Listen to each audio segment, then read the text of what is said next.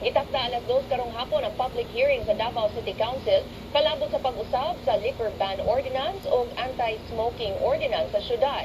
Si Ben Tishorna sa update. Ben? Thank you. Mapaabot sa public hearing, pipila pagudlo gikan karon ang pagpasagot sa proponent alang sa pag-usab sa duha ka nagulang ordinansa din sa syudad, ang liquor ban o ang anti-smoking ordinance.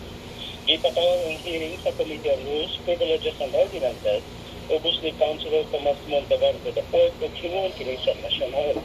Si Vice Mayor Paulo Duterte na inutuso sa kausaban sa duha ka ordinansa nga mo require na identification cards alang natin ng palit ng hilingong nakahubog o sigarilyo sa tanang tindahan, masari-sari stores na supermarket. Ang amendment gipadayon ng paggusto isa ng magpagawa si Mayor Vico Duterte sa ka-efektibo ni Lino. Matod sa Mayor, sa yun na ipeke ang ID card. At ang alam sa katanong Duterte, falsification of documents ang pag-peke sa mga ID cards. Gusto dili kini mahimong babad sa iyong proposed amendment.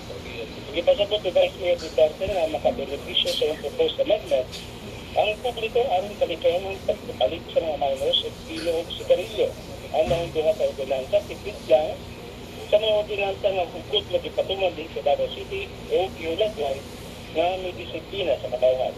Ang liquor ban ordinance last limit sa pagkamalikya o dililong makaubog tutog lang sa alauna sa kadayon samtang ang anti-smoking ordinance ingkit na nagdiling sa pagpanigarilyo sa bilang designated smoking area sa syudad.